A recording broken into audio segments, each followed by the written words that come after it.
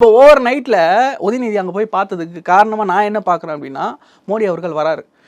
நீங்கள் பார்க்க முடியாது. இன்றைக்கி வந்து நம்ம ஹாஸ்பிட்டலில் இருக்கீங்கன்னு சொல்லி இந்த காரணம் காட்டி தான் அதை தவிர்க்கிறதுக்கு ஹாஸ்பிட்டலே இருக்கார். ஏன்னா 2 நாளில் மறுநாளே நம்ம பார்த்தோம் பிரதர். அவர் ஹாஸ்பிட்டல் அட்மிட் ஆன அன்றைக்கே புத்தக வெளியீட்டு விழா நடக்குது. குடும்பமே சந்தோஷமாக எல்லாரும் கொண்டாடுறாங்க. ஏன்னா அது 2 நாள் முன்னாடி தான் அவருடைய வீட்டில் வந்து அவருடைய சகோதரர் மரணித்துக்கூடிய ஒரு துர்சம்பவம் நடக்குது. அதுக்கு தொடர்ந்து இதெல்லாம் நடந்து வருது.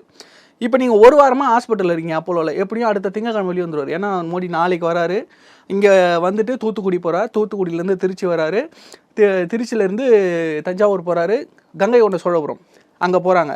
அங்கே போனால் அங்கே வந்து ராஜேந்திர சோழனுடைய இங்கே இருக்கக்கூடிய 1000வது ஆண்டு விழா வந்து கொண்டாடுறாங்க. அங்கே சப்போஸ் ஸ்டாலின் அவர்கள் போய் வரவேற்கணும், அரசு நிகழ்ச்சியாக வராரு, பிரதமர் மாண்புமிகு பிரதமர் இங்கே வந்து வராரு, நம்ம போய் வரவேற்கணும் அப்படின்னு போகிறாரு அப்படின்னா கீழடி குறித்து நீங்கள் ஏதாவது கேள்வி கேட்டிங்களா? இங்கே ஒரு கேள்வி வருமா வராதா? ஏன்னா இங்கே தொல்லியல் துறையுடைய அந்த அமைச்சரும் வராரு.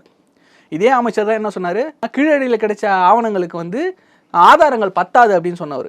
அவர்கிட்ட நீங்கள் போயிட்டு இந்த கீழடி ஏற்றிக்கிங்க நீங்கள் கேட்டிங்களா அப்படின்ற கேள்வி வரும். இதை தவிர்க்கணும். இதை தாண்டி சமீபத்தில் இடி ரெய்டெலாம் நடந்ததில்ல, உடனே டெல்லிக்கு போயிட்டு நிதி ஆயோக் கூட்டத்தில் நடந்து ஐயா சாமி பசங்களை காப்பாற்றுங்கன்னு போயிட்டு நின்னார்ல, இப்போது நீங்கள் வந்து ஹாஸ்பிட்டலில் படுத்துட்டீங்கன்னா என்னை யார் காப்பாற்றுறது, நானாவது போட்டோமா அப்படின்னு கேட்கறதுக்காக உதயநிதி வந்த மாதிரி தான் நான் பார்க்குறேன்.